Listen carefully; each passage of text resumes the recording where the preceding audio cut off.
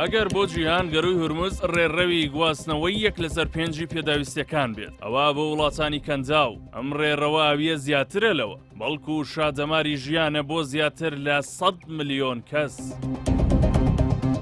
وڵاتانی کەندا و کە بەهۆی کەشوهەوای وشک و گەرمای پەنجاپلەییەوە توانای کشت و کەڵکردنیان سنووردارە بۆ دابینکردنی بەشێکی زۆری پێداویستیەکانیان پشت بە هاوردەکردن دەبەستن. سعودیە 80%، ئیمارات 90% و قەتار 98% خۆراکیان لە ڕێگەی ئەم گەروەوە پێدەکات.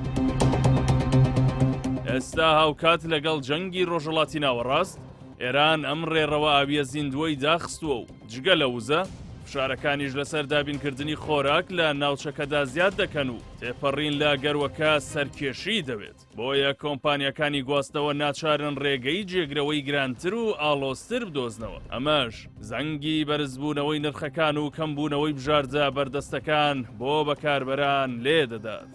بەرنامەی خۆراکی جیهانی هۆشداری دەدات کە ئەمە تونترین پچڕانی زنجیرەی دابینکردنە لە دوای سەردەمی کۆرۆناوە. تێچووی گواستنەوە با شێوەیەکی خەیاڵی بەرز بۆتەوە. بۆ نمونە تێچووی کۆنتێنەرێک لە 3000 یۆرۆوە بۆ 14000 یۆرۆ زیادی کردووە.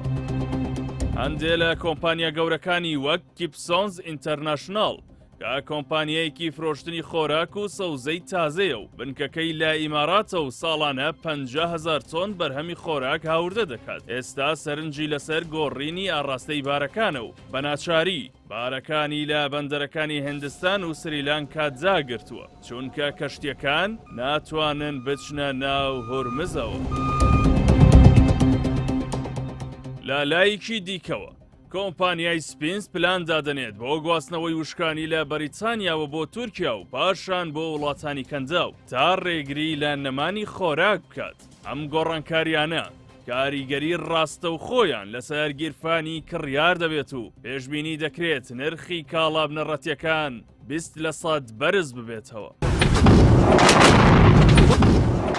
بەپێی ئۆپەراسیۆنە بازرگانیە دەریاییەکانی بەریتانیا کە ئاژانسێکی چاودێری سەر بە سوپای بەریتانیایە لە وەتەی جەنگ لە 28 شوباتەوە دەستی پێکردووە 20 کەشتی لە ناوچەکەدا ڕوبەڕووی هێرش بوونەتەوە. بەپێی داتاکانیش لە سەرەتای مانگی ئازارەوە تەنیا 116 کەشتی لە گەروەکە تێپەڕیون لە کاتێکدا پێشتر ڕۆژانە تا نزیکەی 60 کەشتی تێدەپەڕین. ئەمەش واتە دابەزینی پێوانەیی گەشتەکان بە ڕێژەی 97%. بۆیە کۆمپانیەکانی گواستنەوە دوو دڵن لە سەرکێشیکردن بە تێپەڕبوون لە گەرووی هورمز.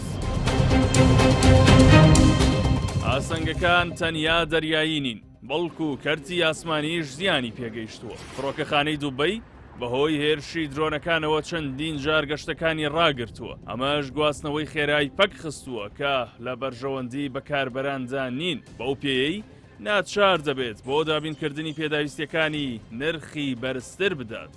ئەگەرچی دۆناڵد ترامپ بەڵێنی پاراستنی کەشتیەکان و پێشکەشکردنی گرنگی ئەمنی دەدات، بەڵام شارەزایانی دەریایی گومانیان هەیە کە سوپای ئەمریکا بتوانێت بە ئاسانی هەزاران کەشتی بپارێزێت چونکە کارێکی لەو شێوەیە پێویستی بە ژمارەیەکی زۆر لە کەشتی جەنگی و تێچوویەکی بێشومار هەیە. ئەوە جگەلەوەی هەوڵی لە پێشینە بە کەشتیە گوێزەرەوەکانی نەوت دەدرێت.